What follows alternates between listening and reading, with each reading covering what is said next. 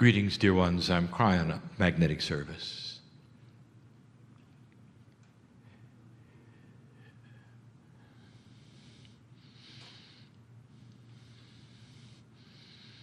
The pause that always follows the greeting is for my partner to exit. You might have noticed that there's no preparation for channeling. In an older energy, there would be. When a human being has to prepare their mind in such a way that the very structure and the psyche would have to be altered. If you had certain kinds of meters on his brain, you would see the preparation working. You'd see the various alpha and beta change. And not now. And the reason is because some time ago he gave permission for a meld that was continuous. A closer walk that would make him a more compassionate human being. At the same time, there would be no preparation for channel. He would have one foot in it and one foot out all the time. And so when it came time for 100%, all he did was step back. But the stepping back is the most difficult thing he does. All of this has to do with the human brain. What is involved in it that you know and that you don't know,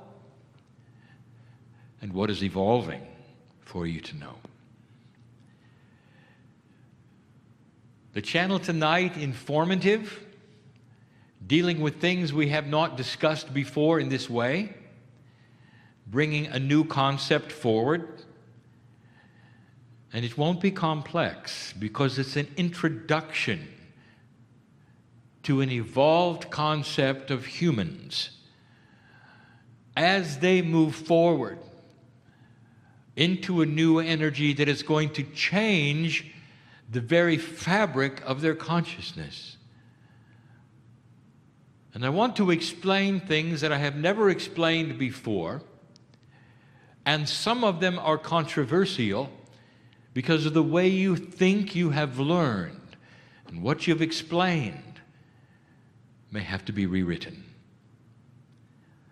And I say before I start, do not take this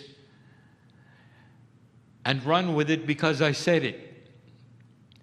I want you to discern this with your own mind and measure it yourself for viability. Reality. Could it be that things are different than you thought? And if you think out of this box, it will start to validate some of the things you have seen and studied and taught. Only perhaps a little differently.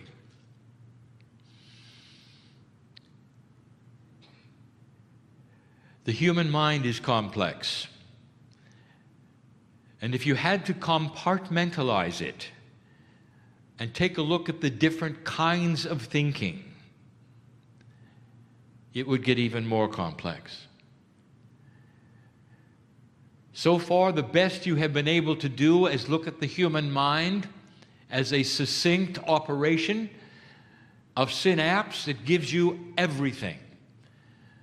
It gives you survival, it gives you intuition, it gives all of the body functions, it does everything, it drives the boat.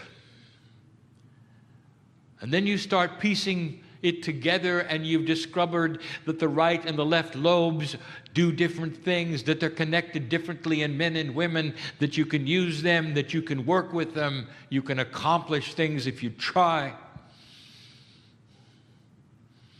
And it's all centered around the brain. The concept we bring you this evening is that there is no single brain. There are three. And in order for you to see this and see it clearly in the brief time we're together, I'm going to give you the best metaphoric illustration I can for what's going on. Under the pretense you don't know what you don't know, you've done your best. What else could you have done? All you have to look at is the brain. Therefore, the brain is all there is. Come with me on this metaphor. It's the best I can do to explain this. You're taking a look at a table. It's a workstation, and on the workstation there is a computer. Almost everyone listening and in this room will recognize it, and many have operated and know what it does. But an ancient would not. And so in this example, in this metaphor, in this allegory, we have an ancient of 100 years ago, not that ancient, coming forward to the workstation and being amazed at what they see. Without explanation, without help, without you being able to say anything, they discover and they see some of the magic that it can do, the computational skills that others would have and they could recognize it would take to operate it, and they start pressing buttons, they see things, it does things, and they marvel at the immensity.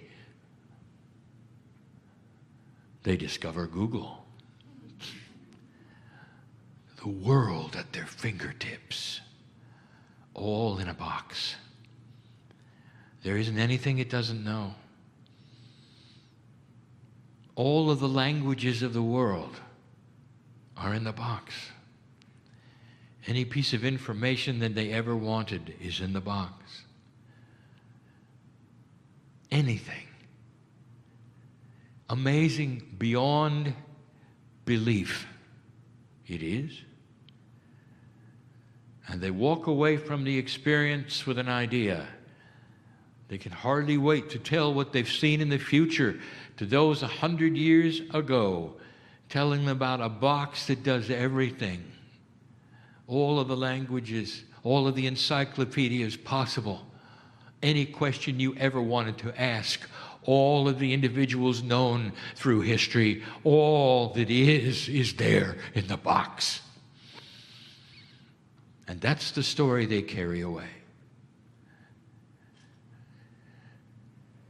But you know better, don't you? You see, you know it was connected to the internet, and they didn't. If you disconnect the computer from the internet, it's simply a computer, a computational device. It computes. Oh, you may be able to write a letter on it. You may be able to do a spreadsheet on it. But you can't ask it anything, can you? Because it's not connected. And what the ancient did not understand or see or know or could even begin to conceive of was the worldwide net. It didn't see the tiny cord that was plugged into the base of the computer that gave it the ability. There was magic. It knew everything about everything about everything. Now I bring you back to the brain. All you've got to look at is what you think is the brain, and you don't know the connection to the internet. Your brain is a synaptic computer. When we say synaptic, what we are saying, let me define it. Synapse is the activation of pathways that are nerve pathways in the brain from one place to another at lightning speed, giving you the possibility to control your survival, your body, your thoughts in 3D. And you've looked at the brain and you've said, this is the creative side. You said, this is the side that is responsible for music, for artwork, for painting. You never saw The Wire, did you? The brain has nothing to do with those. It facilitates them. Coming from the pineal and the intuitive part that is growing in evolution, the part that is connected to that which you call the higher self, or whatever you want to call it, that's the connection to the brain. And some have it, and some do not. And the door that opens to it is free choice. And the ones that are creating and creating and creating are connected to the net that is the pineal. And you see it as the brain. That's all you study. So we're going to say it again. The invisibility that you cannot see, the overlay that you do not recognize within the brain is this. The brain facilitates that which is the pineal. It does not create it. Intuition does not come from the brain. It's facilitated by the brain, and the brain then activates it into what you call thought. You can see it on the graphs. Thermography, all of the things that tell you what's going on in the brain will tell you, well, this is creation, this is not, this is what's being thought of, this is not. Never seeing the wire. If you unplug the wire to the net, all the brain does is keep you breathing. And in survival, it gives you survival thinking. You run from the Bengal tiger so you won't be eaten. You can grow your food and you can learn how, but it won't write music. And it won't make sculpture.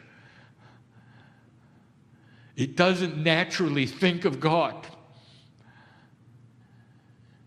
But when it's plugged in, it does. And what's confusing to you is that that which is with the computer to the ancient facilitates the internet. Therefore, the ancient believes the box is doing everything. The brain seems the same way. It is not doing everything. There are 3 parts. You know of 2 of them. We're going to give you the 3rd part tonight.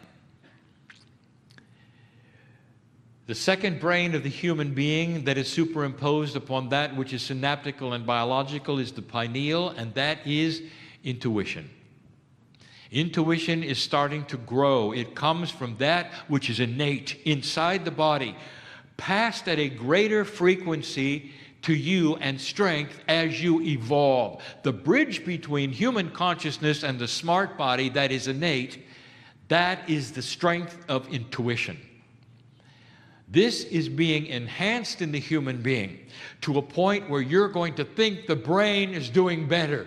It isn't. The brain remains the brain. It's in 3D. It's a survival instrument. It's a survival organ. But intuition is going to get stronger and stronger, facilitated.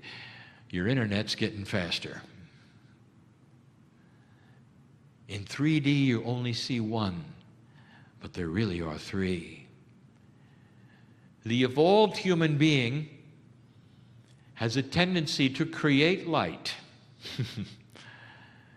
And I just gave you something you should really listen to. There's a perception of spirituality being white light. It's everywhere. You've seen it everywhere. There's the story of Moses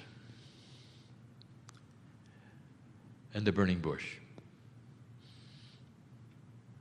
This was a flame that did not consume itself, but if you could really see it in reality, it was a white light.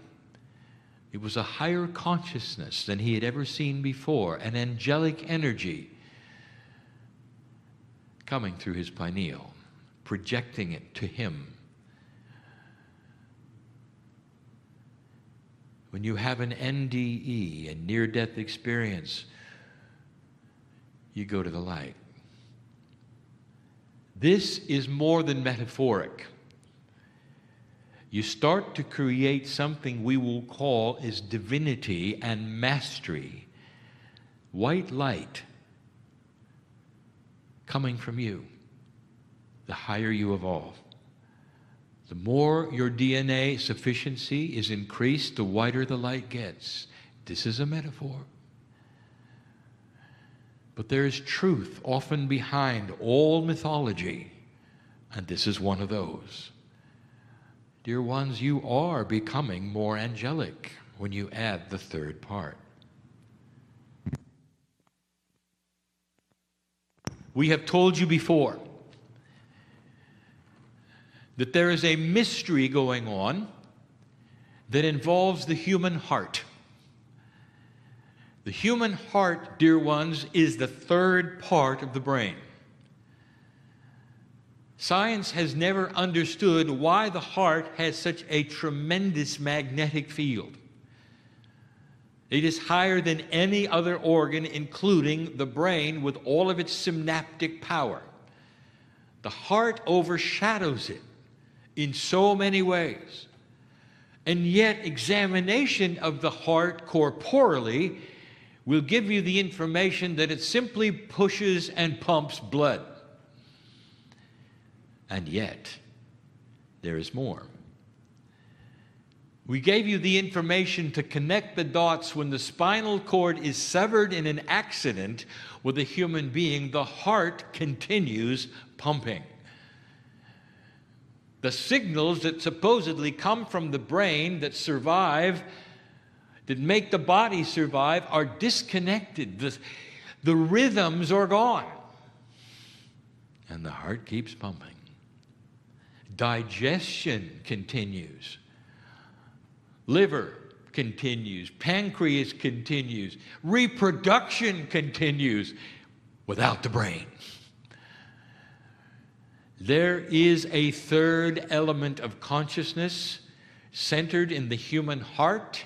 You have seen it metaphorically as the symbol of love. And you're right. There's three parts to human consciousness that go beyond the brain. It's the trilogy of survival. It's the three. And if you want to know about the three horses that pulled the chariot of the Merkaba of Elijah, they were intuition, the brain, and the heart. The recognition of the consciousness of the individual working perfectly as a master. It's time to connect them. Dear ones, what separates a human being in survival and a master is compassion. Dear ones, compassion is generated from the heart, and it's not a metaphor. It is part of the brain.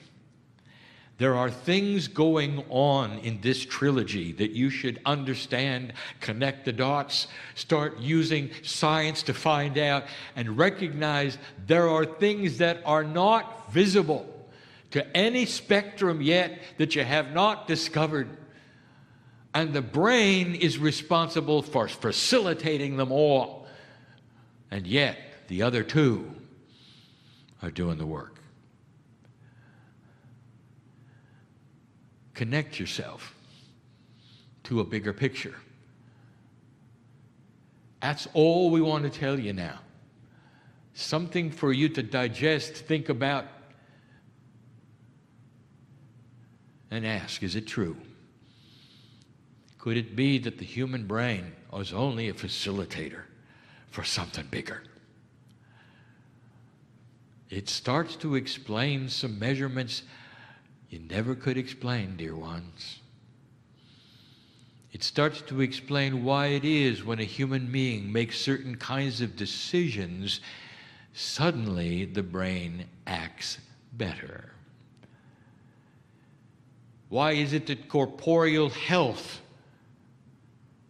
can actually change, heal itself, ask for other kinds of food, suddenly, dear ones, unless you were connected, you wouldn't see that. And it wasn't the brain that gave it to you. It's the brain that facilitated the connection. And the net connection is the creative source, white light. There have been metaphors given tonight and things for you to examine that mean other things. It is the way we begin the teaching of profound things that we will labor on and elaborate on and talk endlessly about so that you get it. It's time you knew the grander picture of the triad, the trilogy of creation inside the human being. I am Kryon, in love with humanity, and for good reason. And so it is.